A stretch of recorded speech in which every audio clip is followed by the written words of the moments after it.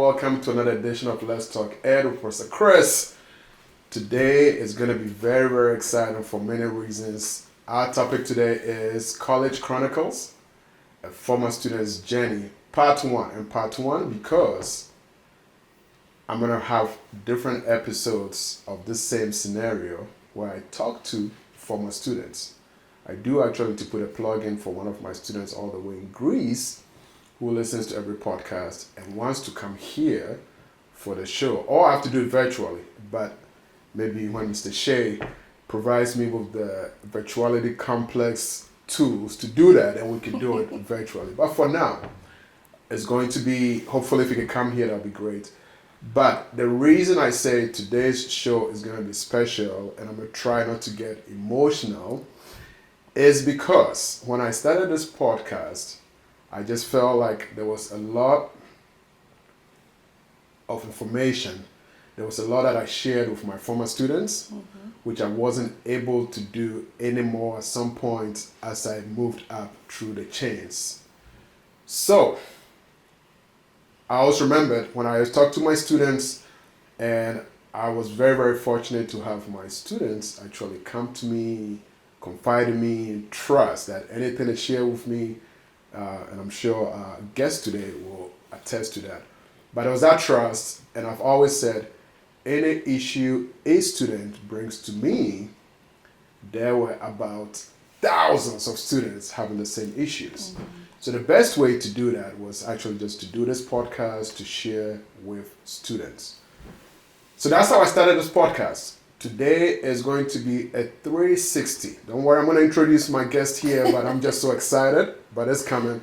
It's going to be a 360 of why I actually started this show, Let's Talk Ed with Professor Chris. With that, my guest today, I'm trying not to look at her, but you all see her very soon. My guest today, I am so proud to have her today. She is currently a managing consultant with IBM. She's a senior consultant.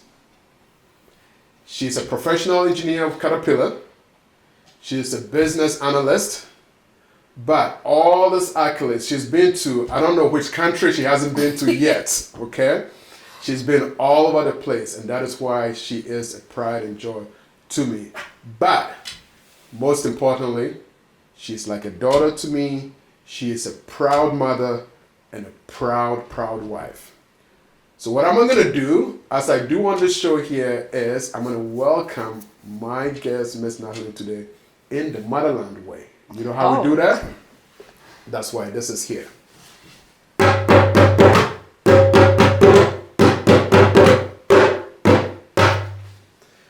Miss Natalie, how are you doing? I'm good. How are you? I am great. I'm very happy to have you here. Seriously, how are you doing? Taking a deep breath. Yes. Let's go through the motions a little bit so you can relax. Forget about the cameras. It's great to have you. How are you doing? I'm doing well. Yes. Good? Thank you so much for having me. Okay. What an introduction. Yes. Good. You ready to have some fun? I am. Let's do it. Let's do it. Okay. So let's start with a little icebreaker. Okay. How did we first meet?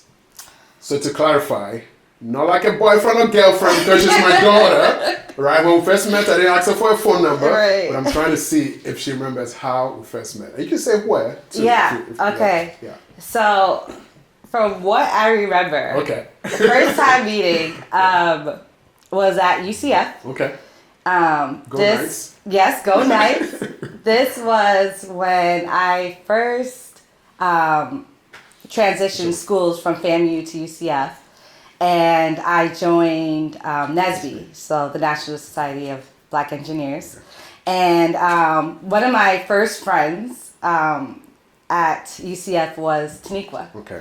And at the time, Taniqua was the vice president, I believe, of NSBE. Okay.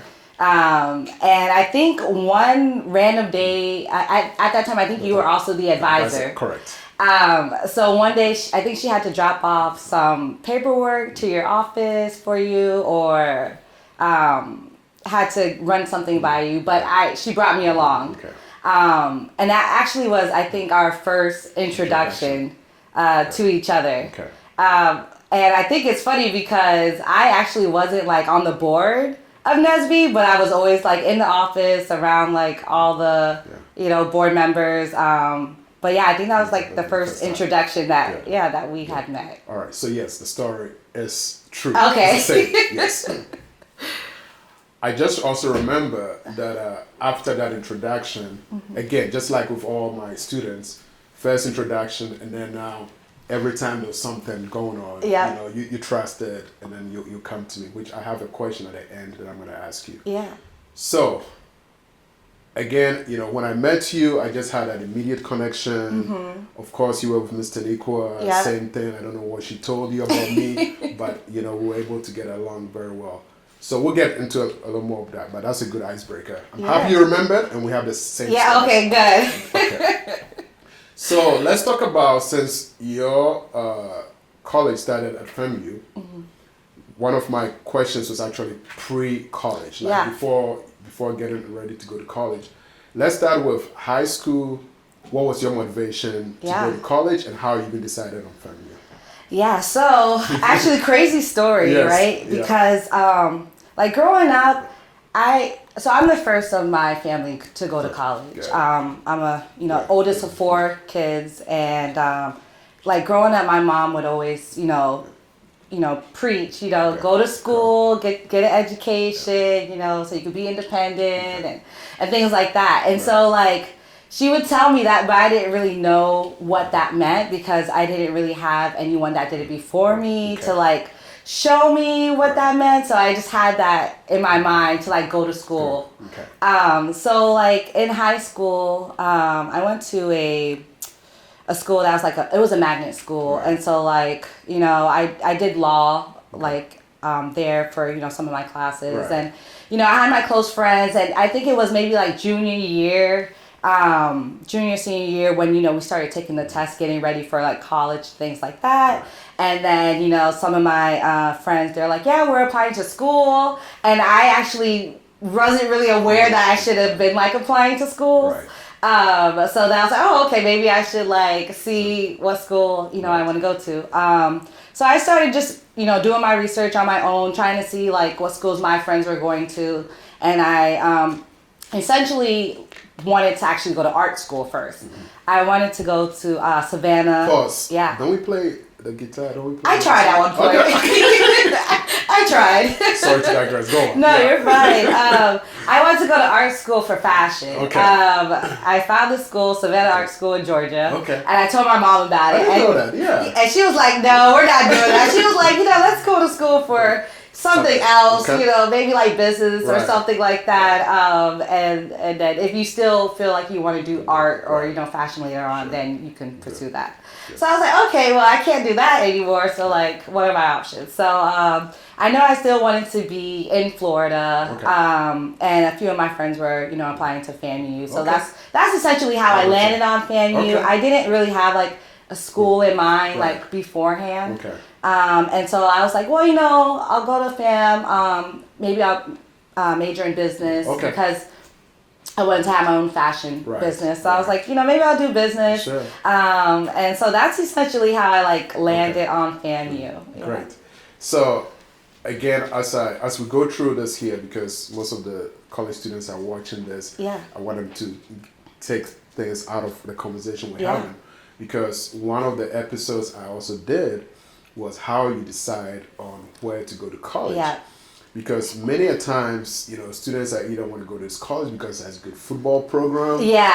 And I've always said, you're not going to go to Harvard and major in basket weaving. Okay? And that's my analogy that I always use. So you got to think about, all those things as you're picking your school. I'm happy you picked FAMU. Did you even think about what it was going to cost if you went to FAMU, or it was just I was just gonna go? Did your parents prepare for? No, so growing up, I mean, we didn't really have it that. I didn't really take I saw tuition, so I had got those college books that had top 100 colleges, and was doing my research and things like that. But for me, it was more so okay. in school, you know, we talked about like high school. We talked about like in Florida we had bright futures. Right. So like my GPA in school is probably like a 3.5. Okay. So like I qualified for like 75% of Great. bright futures. Right. So a lot of my college tuition would be paid through that. That's great. So the other portion was like, all right, well, as a family, how are we going to figure it out? You know, so I mean, we did it through loans. You know, Okay, so good. I qualified for some loans, and that essentially like got me through like going to school. All right.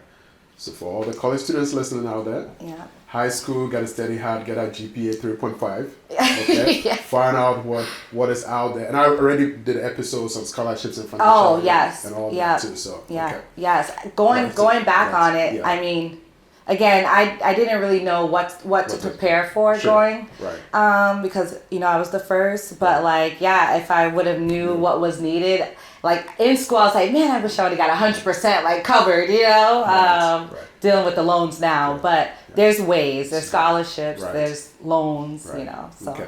So I'm gonna move on from pre-college. As you were getting ready to go to FAMU, Yeah. and I'm gonna be saying FAMU until we jump to we transition. So, were there any challenges that you faced as you were getting ready to go to FAMU? yeah. So I mean, for me, I guess after I actually got accepted into FAMU, it was more so of like, okay, how are we gonna get there? You know, like what things do I need? So like my first year I stayed in a dorm. Okay. So it's like, okay, well, you know, what things do I need to like stay in a dorm? You know, I'm gonna need like a microwave, a little fridge, you know, clothes, books, all that stuff. So it's like preparing for that. So that was a challenge in itself. Right. And again, just like family and friends support and like helping put the money together, was, you know, and also for me, I like getting ready for college. Yeah. I felt it was a little overwhelming, just because I didn't know what to expect. Okay. Again, I didn't really have any guidance. Right. So I didn't have anyone who can like tell me what to expect. Right. So I didn't really have any expectations. Okay. I just, you know, showed up and was like, okay, well, we'll take this day by day. No. That's good because one, I'm very happy your mom, you know, kind of said, hey, this is where you're going to go. Yes. So you had that in mind and not so much like, you got to go to college or you're out, you're out of the house. Right, yeah. I mean, sometimes students go through that. So I'm Yeah. very happy with the support and motivation that your mom gave you. Okay. So now we're in college. Now we're in college. Yes. Let's start with FAMU again. First year courses, professors, learning experience. Yeah. Let's touch on a little bit. Yeah. So first year at FAMU. So I was a business admin major. Okay. And so, well, I was a business major, Okay. not declared in anything yet. So like I was going towards like the admin accounting route. Right. And so my first year, I was pretty much in the books. Okay. I didn't really go out. I went to my classes, hung out with my friends from time to time. Right. They put me in a college, what was it, college calculus or algebra class? It was an engineering algebra class. I wasn't really sure why I was in there because I was an engineer major. Yeah.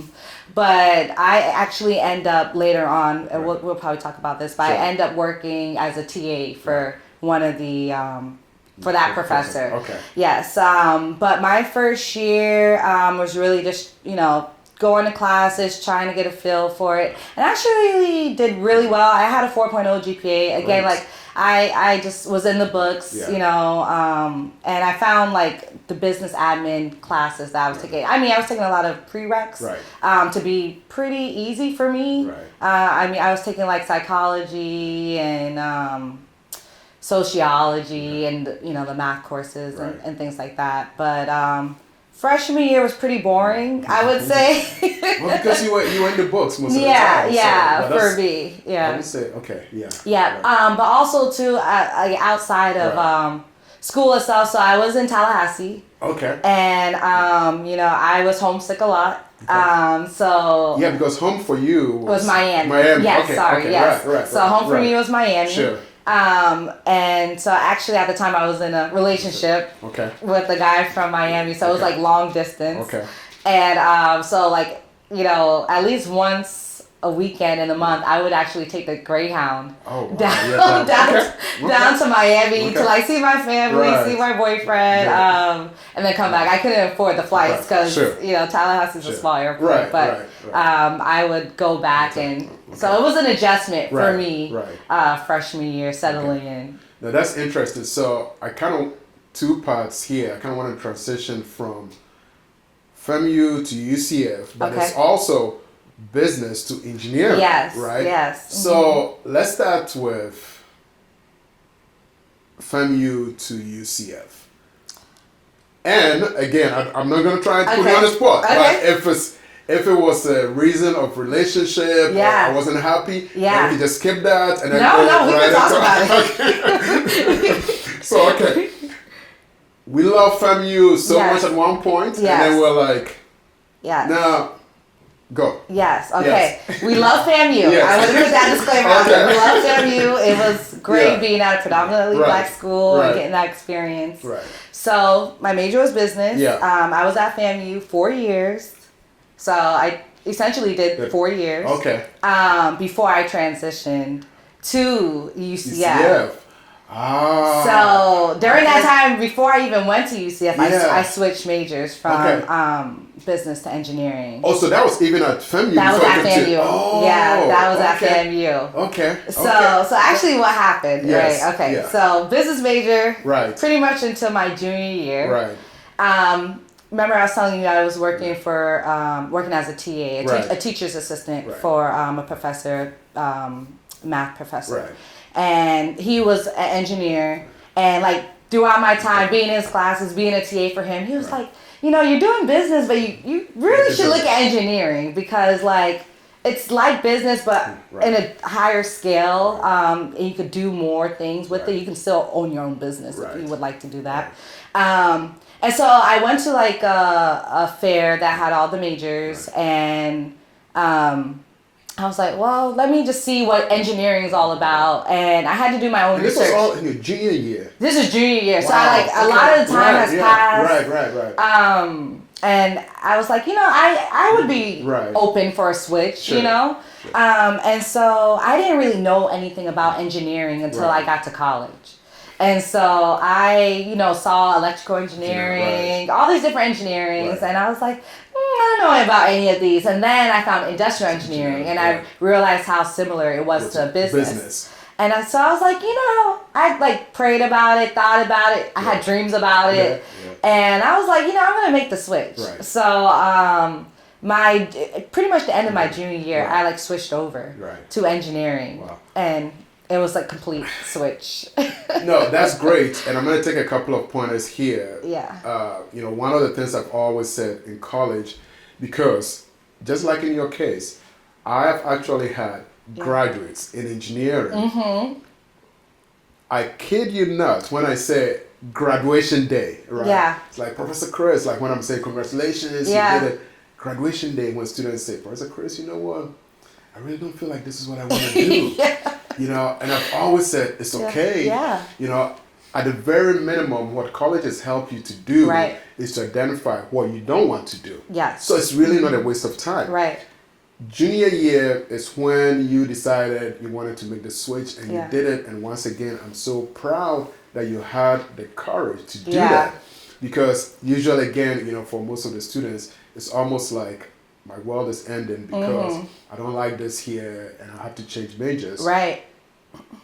Fortunately for them, I have to tell them about my own story. I'm like, well, at least you didn't change your mind after getting a master's degree and being in industry, right? It's okay. But it's okay. It's okay. We all follow our paths here, so that's great. All right, let's have a little more fun here.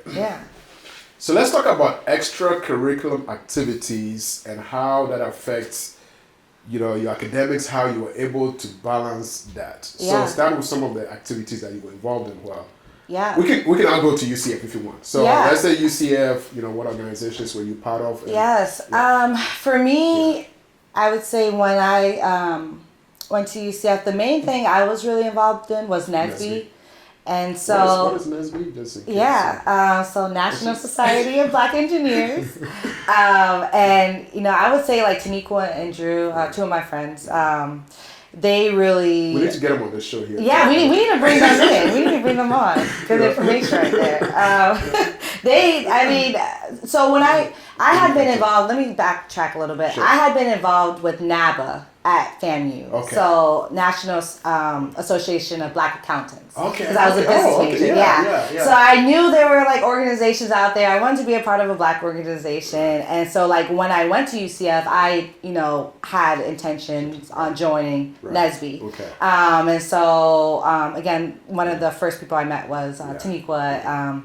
And she was like, she told me all about NSB and everything. And so that was my core group right there. Okay. Those are my people.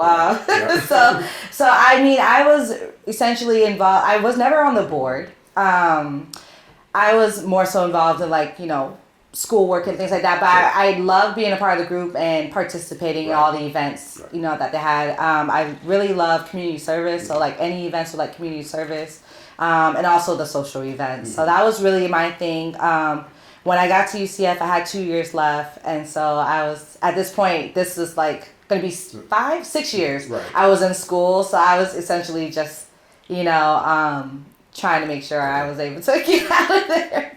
No, that's good.